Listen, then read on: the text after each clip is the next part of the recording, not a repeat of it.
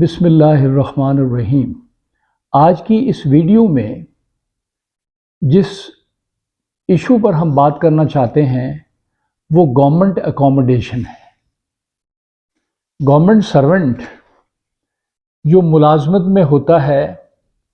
تو بعض اوقات اس کے اپنے گھر ہوتے ہیں، بعض اوقات وہ گورنمنٹ سے کلیم کرتا ہے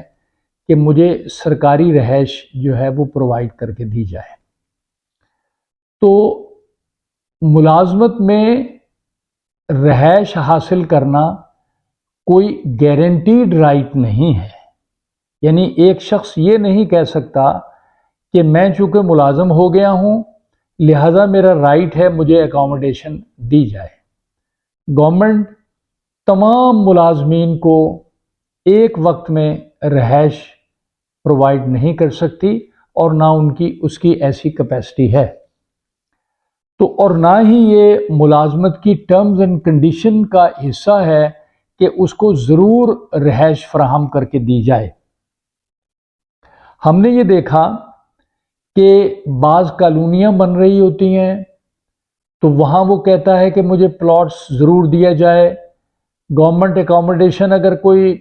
تھوڑی بہت موجود ہے اسٹیٹ آفیسر کے سامنے تو وہ کہتا ہے کہ مجھے اس میں ایک گھر دیا جائے۔ مجھے یاد ہے کہ ہم نے اپنی اس وکالت کے دوران بے شمار کیسز سرکاری ملازمین کے سول کورٹس میں بھی کیے ہیں۔ بعض اوقات ہم پنجاب سروس ٹرائبونل یا فیڈرل سروس ٹرائبونل میں بھی گئے اور ہم نے عدالت عالیہ ہائی کورٹ میں بھی اس سے متعلقہ پٹیشنز دائر کی، لیکن کورٹ میں ہمیشہ یہی مسئلہ سامنے آیا کہ یہ ایک کلیم نہیں ہے، یہ گورنمنٹ کا گڈ ول جیسچر ہے اور یہ گورنمنٹ کی پالیسی ہے کہ انٹائٹلمنٹ کے مطابق جو اکوموڈیشن اویلیبل ہے اور جن لوگوں کے لیے لسٹ میں نام موجود ہیں، کیونکہ لوگ بعض اوقات رہائش حاصل کرنے کے لیے اپنے نام انلسٹ کروا دیتے ہیں،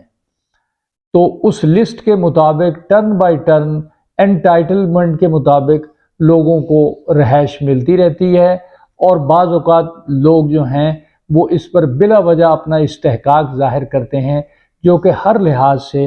غلط اور بے بنیاد ہے۔ اگر کوئی ملازم جو ہے فوت ہو گیا ہے، اگر کوئی ملازم اکوموڈیشن حاصل کرنے کے بعد رہائش رکھنے کے بعد کچھ عرصے کے فوت ہو گیا ہے،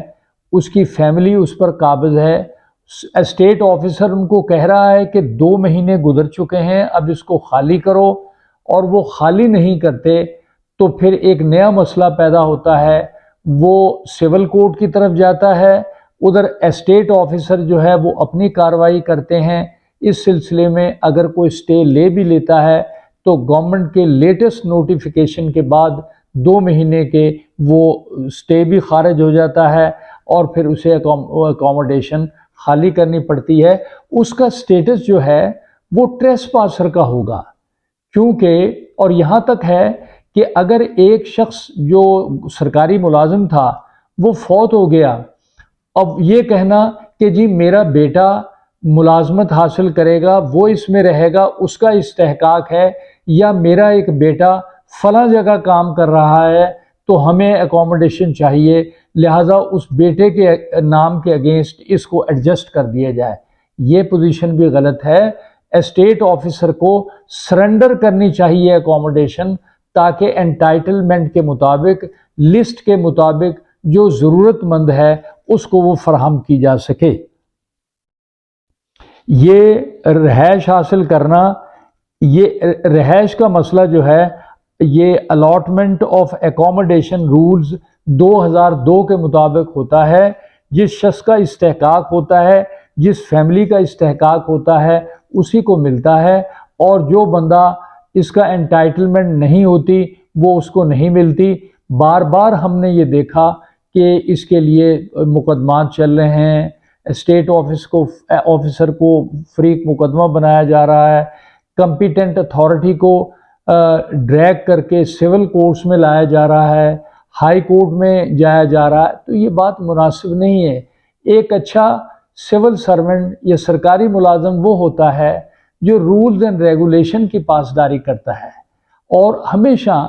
इन मामलात में जो उसका रवैया होना चाहिए वो निहायत ही मुअद्दबाना होना चाहिए। जो रहायश उसका हक बनता है, जो उसकी एंटाइटलमेंट है वो उसको मिली, जब खाली करने का वक्त आए तो उसको खाली कर देना चाहिए, क्योंकि और अपने आप को उस रहायश को पूल ऑफ एस्टेट ऑफिसर में छोड़ देना चाहिए। वो जिसको मुनासिब ख्याल करेंगे उसको वो अलॉट कर देंगे और यहाँ पर वो भी इंसाफ से काम लेंगे। दोस्तों, हमारी इस वीडियो को सब्सक्राइब करें, लाइक करें और शेयर करें और अकोमोडेशन के रूल्स के मुताबिक जो इस्तेहकाक बनता है उसको हासिल किया जाए, गैर कानूनी काम ना किया जाए। बहुत शुक्रिया।